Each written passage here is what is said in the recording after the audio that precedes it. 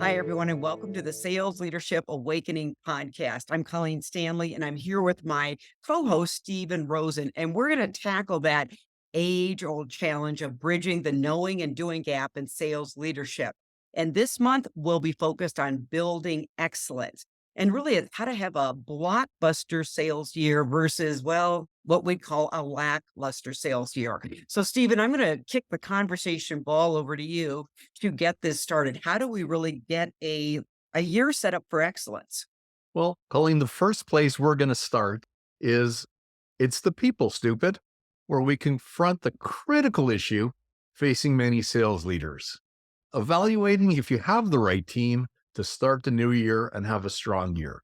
We'll examine the reasons why sales leaders are hesitant to address non performers, the essential skills your team is missing, and the tough decisions regarding when to cut those poor performers off. Colleen, what are your thoughts? Well, this is interesting because you and I have both been in sales management. So we're going to admit right off the bat that we are not perfect, but we've made some of these mistakes. And one of our goals was to help other leaders maybe avoid those. So here's a mistake I've made. I have hung on to non-performers too long. In fact, when you ask me the question, would you hire them again? I'd say no. Well, then why was I hanging on to them? So from your perspective, why do sales leaders hang on to non-performers too long? Well, I guess there's many reasons, right? And that's kind of the elephant in the room that we want to address on our inaugural podcast. And the fact is, I guess we all do that. And the closer we are to people, the harder it is to make those tough calls. When you're a level or two removed, it's like, okay, this person's not performing. It's more of a paper issue as opposed to having to deal with the individual. Oh, But wait a minute. You got to stop there. So it's a paper issue. And when you're close to them, it's a people issue. I think that's one a really good distinction. Mhm. So, and I've always said, the higher up you are, the easier it is to make those decisions because you're not close to the people. So sometimes leaders have trouble addressing their leadership team because they have a relationship. So certainly that's part of it. Sometimes the challenge is you've just got through a difficult year. You're going on to the next year, but you have people who haven't performed. And now's, in my opinion, the ideal time to start looking at your team, just like any sports team at the beginning of the year or starting a new season. Do you have the right people? Do they have the right skills? And the beautiful thing is, you have a year's worth of performance to look at. You've had a year's worth of discussions. So even though we're starting a new year, it's a great time to review and decide if you have the right people on the bus and are they in the right positions. So those are some of the reasons. And I guess if I were to ask you, what are the soft skills that should be cultivated in sales teams to ensure that you do have a blockbuster year? So that's a big question. And there's a lot of skills you could evaluate here. One that I would encourage every sales leader that's listening or watching today is including this question in your evaluation. And there could be qualitative data, quantitative data to support this. But the question is, are you coachable? And, I love it. yeah, it's a great question. And I recently read a book titled The $1 Trillion Coach, and it was about Bill Campbell. And he coached the likes of all the Silicon Valley titans, right? And so there's a very funny story where he was getting ready to qualify his next executive coaching client. And the gentleman was being a little cocky, and Bill Campbell asked him the question, are you coachable? And the potential candidate, not realizing he was actually being qualified, flippantly said, well, it depends on the coach. And Bill Campbell gets out to walk out. And so it's such a great story. But think about this. If all of us would simply look at that soft skill, and we can unpack that a little bit, and only hire and work with coachable people, how much easier would our jobs be? Right. Yeah. Now, what I find is when you're looking at coachability, is the EQ skill of self regard. And that's actually this inner confidence to admit your strengths and weaknesses. Now, we're all going to get a little defensive. Maybe we'll get feedback. But if you're a truly confident person, you will embrace feedback, take it, and use it. So I would say that coachability, which is self regard. One more is probably resiliency. And I got to tell you, we've all said you have to have a thick skin to be in sales, but it's getting tougher. The world is moving faster. And so if you're not developing your team's resiliency skills, which really involves locus of control. Sometimes it's simply controlling what you can control, because if you have these people with external locus of control, they're always complaining. I have a bad territory. I don't get enough Yes. leads. I don't get enough coaching. So resilient salespeople and how you develop that is teach your team to focus on what I can control. Quit whining and complaining about things that are totally out of your control. So coachability is big, resiliency huge. I'm with you. And you know what? I ask the same questions when I take on coaching clients, or if someone's a senior sales executive says, "Can you coach my leadership team?" The first question I ask is, "Are they coachable?" Because as a sales manager, as a coach, you can lead the horse to water, but you can't make them drink. And if they're open to coaching, wow, I can help them big time. But depending on Absolutely. how open they are, and the sales manager, so you can ask the question, but in most cases, the sales manager knows the answer after at least 1 year with an individual. Are they coachable? Because with coaching and someone who's open, you can help them improve their skill sets. Yeah, but here's a blind spot, I think. And I gained this information from Dr. Henry Cloud. And it'll lead to one of the questions I want to ask you today. And the book was titled Unnecessary Endings. And so what happens, and Stephen, I'd be curious if you've observed this. Really good leaders, sales leaders, they're hyper responsible. So what happens is when somebody's failing, it's my responsibility. I didn't give them enough training. I didn't give them enough coaching. We didn't give them enough resources. Now, I started in business in a startup, and you basically got 1 day of training, and then you were enrolled in the Go Get 'em Good Luck program. And Yes. so when I see this hyper responsibility popping up, that actually is a great thing because they care, but they care a little too much where they're accepting excuses. So I don't know if you've observed that behavior with some of the sales leaders you work with. Oh, 100%, because many of us feel that we can fix people. Yes. Yes. Right? If only I just did this, I'm going to give them another 3 months. I'll coach them. I'll help them. At the end of the day, in coaching sales managers where they have performance issues, or people who just don't fit their team, I, I'm very direct, Colleen. And usually I'll ask them, well, the Stephen Covey approach to the world is begin with the end in mind. Yeah. Is this the person that should be on your team? Right. And, as we kick off a year, 100% we should coach people and help them grow and be better. But in most cases, it weighs heavy on us, but we know the answer. And as you said, sometimes we put it on ourselves. Performance is owned by the individual, right? Right. Not by the manager, right? And in terms of teachings and coaching managers, to me, it's about shifting the accountability to the individual, right? And putting it on their shoulders to perform. You can support, you can coach, you can bring resources to the table, but ultimately it's up to the individual. And most salespeople, if you ask them, do you like being an individual contributor? The answer is yes.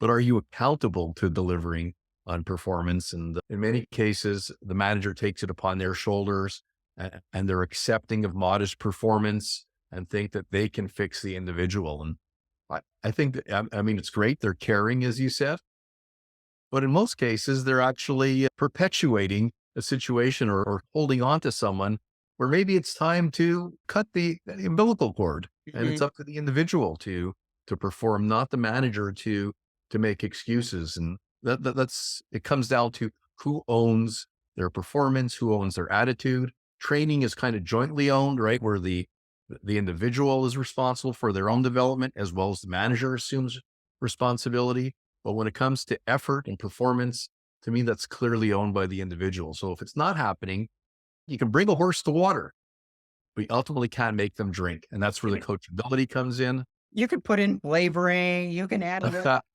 but they're just not drinking that water. And so I think that's an interesting self-awareness point for sales leaders is who's driving the performance? Because I have to tell you, if you take your foot off the gas and then the person falls apart, well, number one, either that person isn't capable, doesn't have the buy-in. So I think it's a great point there. Which leads me to my next question. Is there an ideal time to either reassign someone to a different role? Sometimes we make that mistake, or simply escort them nicely off of what Jim Collins called get the right people on the bus. So thoughts on that? Is there an ideal? Yeah. I mean, maybe the best answer is, if someone's not performing, how long do you give them to continue to perpetuate that lack of performance? And I guess the beginning of the year is an ideal time. Probably, I don't know. Is there an ideal time? I think it's close to the non-performance because you don't want to hang on to. We've already gone through 2023. If someone hasn't performed, you probably should have acted upon them sooner. But Okay. you can't change the past. So, in terms of my thought process, now is probably a good time. If you think of any professional sports team, the beginning of the year, you assess whether you have the right players to win the championship, to make your numbers. So, I guess in terms of it's about the people, it really is about the people. And I think the first question to kick off any year is, do I have the right people on the bus? And if you don't, and you haven't made that decision earlier on, well, you can't change the past. But if you want to have a good year, the longer you wait with non-performers, and sorry that I'm being, more challenging, but if you're sitting on them, then you're doing yourself and your team a disjustice. So, as they say, the best time to plant a tree is now. So the best time to make those calls, there's a good time to assess at the beginning of a year, right? You have maybe some time to think over Christmas, and then, do I have the right people? If not, you're better to make that change sooner than later, Well, and right? you know what's interesting about this is as sales leaders is we know Q4 is hugely important, right? So you're actually working on two goals, Q4 goals, Q1. So we've got our teams out prospecting. So the question I would ask everyone that's in that sales leadership role, are you prospecting for top talent? Because I suspect the reason that they're holding on to non-performers is the same reason that salespeople hold on to non-qualified prospects. You don't have enough in the pipeline. So, what's your key performance metrics for interviewing people, even if you don't have the seat open? We've all heard this before. So, the curiosity point for me is we teach our salespeople to be prospecting consistently, but we're not maybe doing it as sales leaders, empty sales pipelines, then lead to desperation. So, we're holding on to non performers and rationalizing. I suspect that's behind some of that lack of movement. I, I love that point. And, when I was a sales leader, part of my commitment was that I could ramp up in 3 months and have double the size of my team. Mhm, And I was always nervous I'd be called upon to do that if we cut a deal for additional product.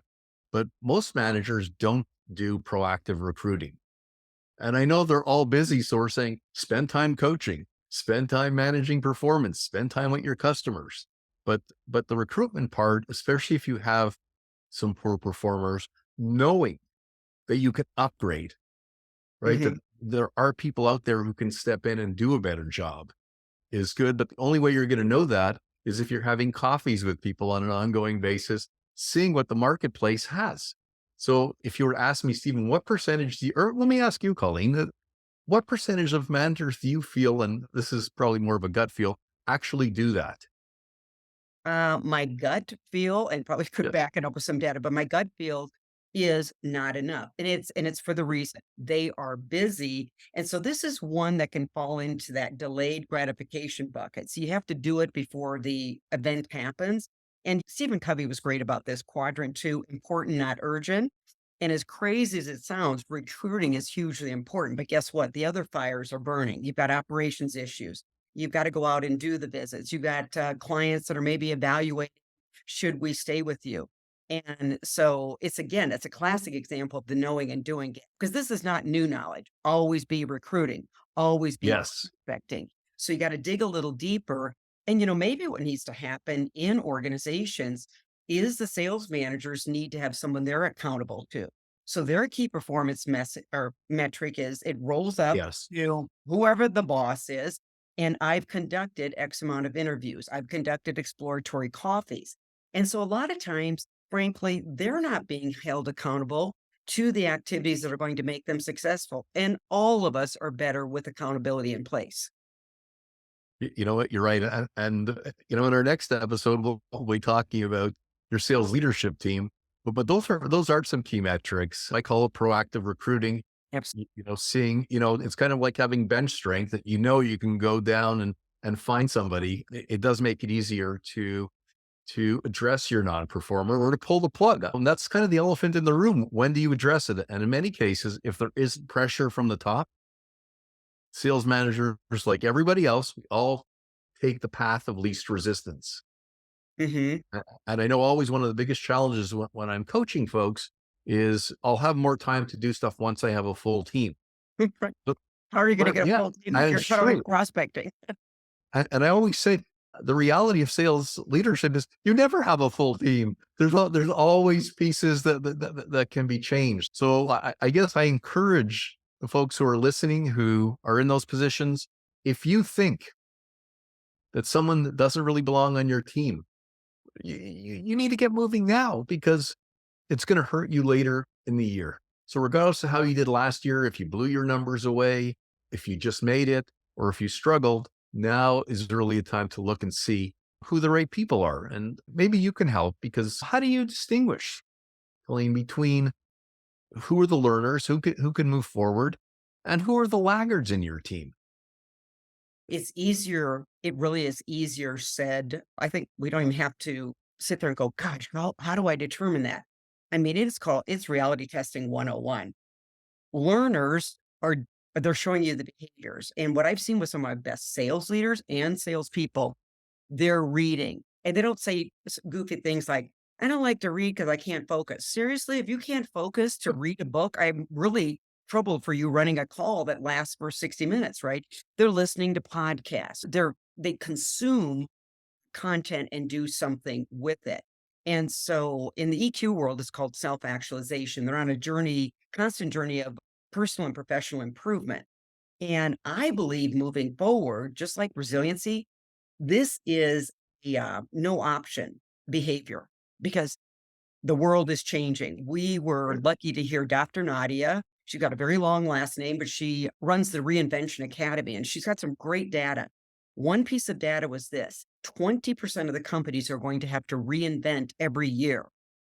If you have people that don't like learning, they haven't developed the habit of learning, your company is going to get left behind. And I hate to be really blunt, but if you hire laggard, the people that don't have time and they just don't even they're just not juiced by learning. Well, here's the reality. The longer they work for you, the dumber they get, You're, I love it. right? But here's the question. I mean, I've worked with companies that have salespeople that have like fit all the qualities that we brought out. Mhm. Number one, they're not self-developing. They've been in the role for 25 years. They're not coachable. They don't want to be coached, although I do believe they can be coached if the manager has that persistence. And they just basically manage their customers and people leave them out because somehow it's not maybe a fast changing environment Mhm. where they can hum along and have the book of business that they can continue, but you're missing many of the skills. So what do you suggest we do with those folks? This is one where you can almost speak out of both sides of your mouth. Let's do okay. Yeah. Really. And it depends on the industry. It depends on your competitor. Because if you have a very aggressive competitor, all of a sudden, what I'd call these legacy reps that are really managing a big book of business, they got lots of knowledge and expertise. They're not costing you money because you worked out your compensation package, right? So and you've got your territory and account management. You don't keep giving them new opportunities. You send that over to your new or younger sellers there. But the fact is, you got to be very careful because if the competition changes and starts going after their business, and they haven't maybe been upgrading the skills, the knowledge, expertise, uh, then you're going to start seeing that territory sink. But there are times where I say, you know what? If they are writing the business, they should just let them go. Just Right. quit trying to assign them new business. They're not going to do it.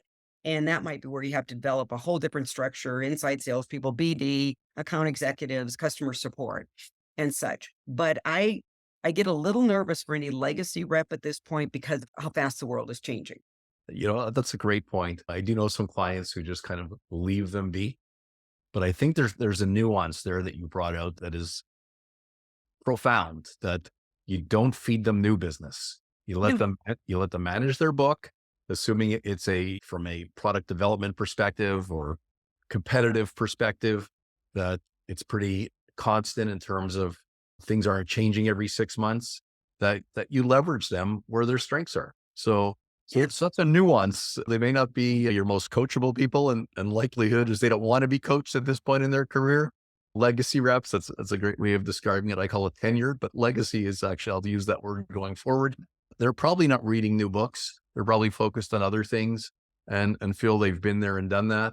But it does stagnate, I think, the business where you don't have that growth mindset. Well, and that's where they need to, their goals are not going to be this new business development. I see this happening all the time. They should open up new business. They're not going to, okay? Just stop. But they should be growing that existing. And so that's where if you've got lines of business that that legacy rep isn't opening up consistently year after year, they're being ignored.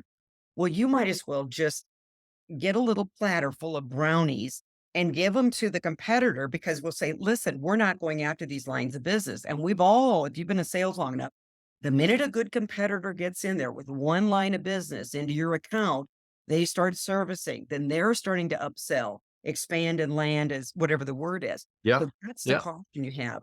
They must have sales goals that expand that existing business. So that's where the growth is going to come from. Interesting. Interesting. And in some cases, I've dealt with one client that they had very high market share. Mhm. Right. But you're right. You also want to make sure that you're maintaining your business. You're not letting a competitor sneak in, get the old toe in the door, right? That you're constantly sharp and keeping an eye on your business. Oh, absolutely. I was a toe in the door rep because I began in business with a startup where we had no business. And then because the existing competitor got very complacent and we get one line of business, we'd service the heck out of them. Then we'd start getting another line of business. And pretty soon we were the Goliath in the industry. So I've seen it happen Y- firsthand. So be So, careful on that. So so Stephen, I'm curious here. So you're getting ready for the new year. How do you know if you have the right composition on your team? And I don't even know if that's the right question to ask, but how do you know you have the right team going forward? well, part of it is every year is new, right? In terms of expectations, in terms of where you're focused in your product line. Do you have new products coming out? And even how your go to market strategy Mhm. is. So I really believe it's important to do some skills assessment. One is first assessment is what do you need to be successful, right? What are the skill sets you need to be successful Mhm. this year or in the future as the business goes forward? So this small gap of time between Q4 ending and Q1 starting, and I always used to joke it's Christmas time, although people want it to take off and it's important to recharge. You want to be thinking about that as maybe just as January hits, do you have the right skills for what your future needs are? Right. Okay, I'm gonna that's the key. I think you just said it, future needs. So if you keep looking back, if I'm yeah. tracking right, if you keep looking back, that might be fine to upgrade those skills, but maybe those aren't the skills needed. Is that fair? Yeah, 100, So 100%. what's can you give an example of that? I'm curious because I think that's a really good way of phrasing. Okay. So let's say you had an acquisition into a new market, Okay. right? And you're using the same sales organization. Maybe it's the same customers, but it might be different people you're selling to. You might be moving from old technology, which you still want to sell, to a brand new segment. Do you have the skills to open those doors? Mm, Right? Do you have the capability to learn the product line? It may be very different. And then the question becomes the ultimate question is, do you have the right people? So it doesn't mean you fire them. You might need to retrain them. You may need to start looking at your hiring criteria and who are you hiring going forward. So that adapts to where your market's going to be. It's the old okay. sort of Wayne Gretzky approach where you don't want to go where the puck is. You want to go where the puck is going to be, right? Which takes a bit of forethought from senior leadership as well as to how are we evolving our business and what people are we going to need to sell successfully in the future. Now, maybe some of the same skill sets we talked about, coaching ability, resiliency, but there may be some technical skills that you need to look at as well. If it's new markets, if it's prospecting skills. Technical skills. Somebody literally may not have the appetite for it, right? So they're not very passionate, or they're just really having trouble getting their arms around it. So you may need to have sales engineers that you give more of a different type of training to. So they can, I'm guessing they can just wrap their head around the technical knowledge, but then they can't read the room. So I think that future skill, I suspect that's the one that's missing out there a lot. uh, And who's the decision makers and maybe just some basic blocking and tackling. You need a new value proposition. for all of these new set of buyers out there. And I see a lot of people just going out with a one size fits all value prop. I mean, this is kind of 101 and we all know it, but we don't do it. Again, the knowing and doing No, it. 100%. There is a gap there. And, even sort of coming back to it's really about the people. It's the people that are going to drive your organization. I used to have a boss that said, if you take care of the people issues, the business takes care of itself. Absolutely. Ultimately, do you have the right people for today and for tomorrow? How do we help them? How do we help them get better? And then sometimes you just got to, I think you have an expression, a poker expression, which you may want to share Oh, with you you. know when to hold them or when to fold them? You got it. You got Yeah, it. So exactly. right. And that's kind of the elephant in the room because that's hard to do if you're closer to those individuals. So Colleen, I think we've had some really good discussion. And part of our goal is to make sure that we can offer some actionable next steps for people who watch our podcast. And do you have any advice for our audience in terms of how to really ensure that you're going to have a great year because you have the right people in the right seats? I think my piece of advice is going to segue from what you said is, often as a sales leader, we get very focused on setting the sales goal and we do really good territory and account management. So that's all really important. However, what we don't do is back up and determine the learning goals. Now, within those learning goals, there could be hard skills, like you mentioned, Stephen. There might be new technical skills, new product knowledge. It could be those consultative sales skills, how to navigate through an even bigger enterprise because they just got acquired, right? Or they Right. acquired a company. But then what I see missing, and this is obviously the role I play in a lot, are the soft skills. And so you might have the smartest person in the room, but they can't read the room. So they're not getting deals across the line because of lack of empathy. You might have a person from a soft skill side lacking assertiveness. So now they're in big enterprise sales, but they lack the assertiveness to gain meetings with all the buying influences. And then in some businesses, it can be simply emotion management. I am married to a great negotiator. Okay. But guess You're what? in trouble. Good negotiators negotiate. Well, if you could, and there's some great negotiating skills workshops out there. But if your salespeople get emotionally triggered when they're in Mm. negotiations, they can't use the smart part of their brain. So set the sales goals and then set the hard skills goals, but don't forget the soft skills learning goals. Learning goals will help your salespeople hit the sales goals. I How think about you? that's phenomenal. Well, let's create a learning organization where we're always developing. For me, some of it comes back down to fundamentals of sales leadership. And are you proactively managing performance? So are you having regular reviews to make sure your people are on track? If they're not on track, are you taking corrective action to help them get better? Are you setting clear expectations? You talked about learning goals. To me, it's about development. Are you developing them? Are Mhm. they willing to develop themselves, which is critical in this day and age because we all have access to the same information, right? Someone asked me about one of the things they wanted to do on having effective meetings. I Yes, said, have you Googled that? exactly. I Yeah. said, I bet if you Google top 5 things, I mean, I could tell you what I think, but these are the things that I think are critical. Have an agenda, whatever the case may be. Stick to time. I said, just Google it and see what Google has to say. Right? What are the top 5 things to have more effective meetings? So we all have access to information, whether it be podcasts, as you suggested, reading books. I mean, books are not cost prohibitive. It's the time and the gray matter to do it. But I really look to sales leaders that they are proactively managing performance. So we don't come a point in time where we've had a non-performer that we've been carrying for 3 quarters. And Mhm. now Steven's saying, well, you got to act on those people. You should have acted 2 quarters ago at least, or maybe the third quarter ago. Look at your people at this point in time, decide whether they're the right people. If they are the right people, identify, as you said, what are their learning goals, provide additional coaching, learning, training to help them get better. That's sort of, I think we're aligned in terms of the Yeah. thinking, but to me, it does come back. It's not the manager's job to make the people better, but Mhm. you want to make sure that you're helping them and also having periodic reviews that issues don't linger for a long period of time. And when I say a Yes. long period of time, a And I quarter, I I know we're gonna be covering that on how to have those more difficult conversations. You just remind me of a, sales manager I was working with, and he had been a sales manager at LinkedIn. And it was interesting, at LinkedIn, part of their bonus was tied to the number of coaching meetings that they conducted and held. And so I thought that was very smart for the company.